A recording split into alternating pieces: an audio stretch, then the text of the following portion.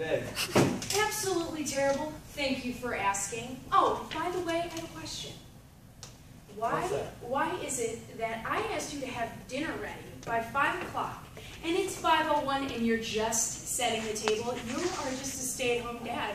You should be having this all ready. It's not like you have to work during the day. I've been here working my tail off all day, doing everybody's laundry, cooking food, and you guys are still ungrateful. Oh, yeah? Well, guess what? Brittany and her boyfriend are going to be here any minute, and I don't see dinner ready, so you better get on that. Dinner will be done. Okay, this is your son here. What do you have to say to him? He's fine to me. Thank you, Mom. Yeah.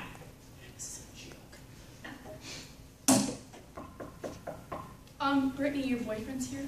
You guys will love him. I'm serious about this. Well, we love you, so anyone you love, I'm sure will love as well. Mom, Dad, this is Tyree.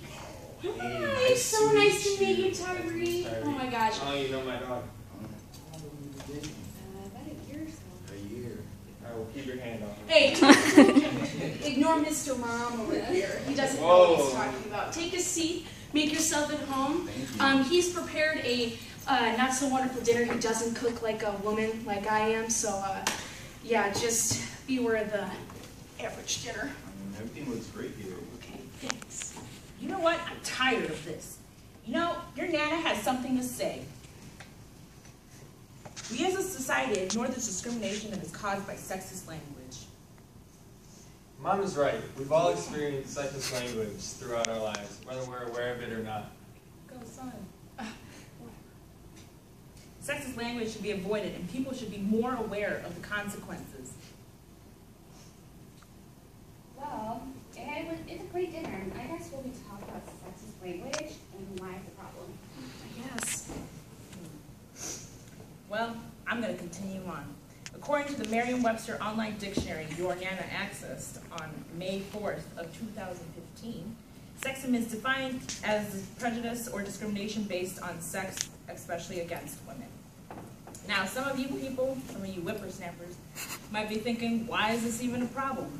According to Bauso, writer at the Journal of Social Psychology, which I accessed on May 5th, 2015, sexism is a problem because it promotes negative stereotypes of all genders without even knowing it. People are oppressing others and discriminating against others through simple phrases. All right, well, not to bring up phrases or anything, but your son, Steve over here, I think he's on his man period. What does that even mean? What, man period? I think you know exactly what I mean. You've been so incredibly crabby lately. And you know what? When I was on Facebook the other day, I went to an article, and it took me to medicine.net, an article that was published in 2015. And I reviewed it on May 2nd, 2015. And what I read was that men have a number of hormone cycles that fluctuate throughout the day, and they're mostly related to stress, which I don't get because you don't do anything around this house. Don't Why? talk to my son like that. I will talk to your son like that. No, you will not talk to me in front of our guests. I will talk to you like this. Now shut your mouth. I am the working woman. Okay, Mom. All right. Calm it down a little bit. All right. I'll calm it down. Anyway, as I was saying, you know, you're so crabby all the time, and I don't get it because you're just a stay-at-home dad. And also, that I read on Facebook, in an article that took me to something called Homemaker or Career Woman by J.Z. Jill that was published in 2008 that I looked up on May 2nd, 2015.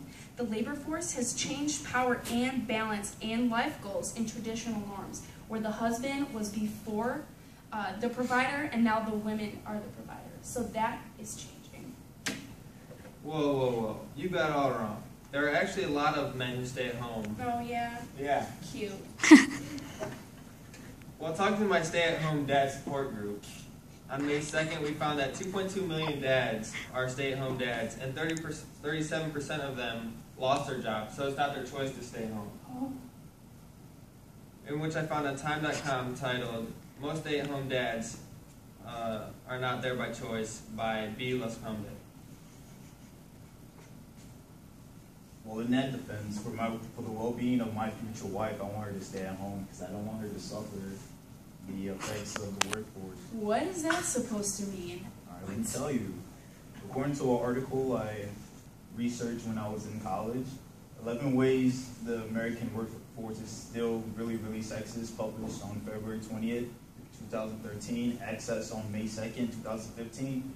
Women are often earn less, have trouble obtaining higher positions, and face greater harassment threats in the office. Well, now that you bring that up, I guess I can kind of see that because I do get harassed sometimes in the office, which makes it a little bit hard to be a woman in the workforce, so now I guess I understand where you're coming from.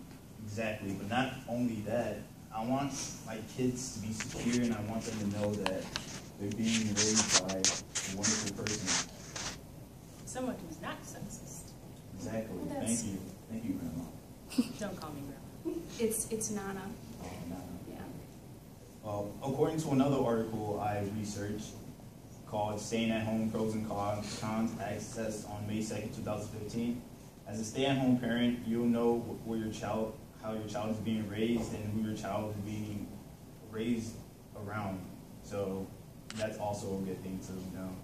That is a good thing. Yeah, now that you brought that up, I think you've done a pretty good job raising our daughter.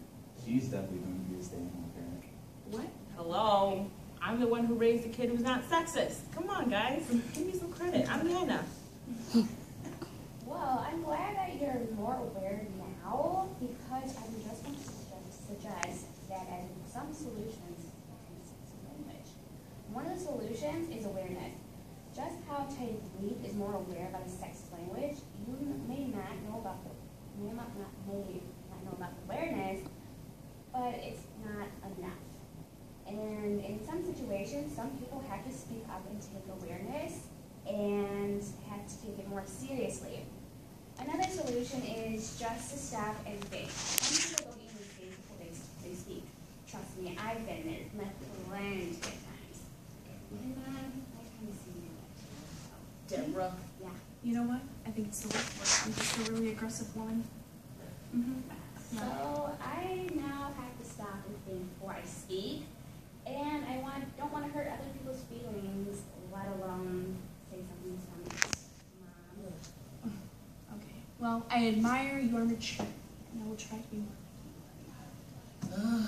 That was a lot of info. I'm old. Someone remind me what we just talked about. All right. Well, as you guys were all saying, you're right. I mean, as a matter of fact, these words hurt. They hurt a lot of people, and I would like to point out the fact that I think I hurt my husband a little bit today when I came in and I called him Mr. Mom. Yeah, I think that really hurt him. Yeah. It's not a thing. Okay. I'll try to be more sensitive to that. Also, I didn't know it was such a serious problem everywhere else. Like, I didn't know that you telling her that she was going to be a stay-at-home mom was so hurtful to not as us as a family, but her as well. Maybe she did want to work. Also, I didn't know that it could degrade others as bad as it did. And I never realized that some guys actually want to be stay-at-home dads, or didn't really have a choice, like you did when you lost your job. And I really appreciate everything you do to keep this family going strong. So thank you, and I'm sorry. Thank you. I accept. Whew. Well, that was a whole bunch of info. But in the end, it's all worth it. If we can help stop sexist language and show others why they should not use it in their language or conversations, then this world would be a better place. Now, this food is getting really cold, and I'm hungry. Let's eat. Now that you mention it, it does look actually a pretty great dinner. So thank you. Yeah. Thanks, Steve. You're welcome.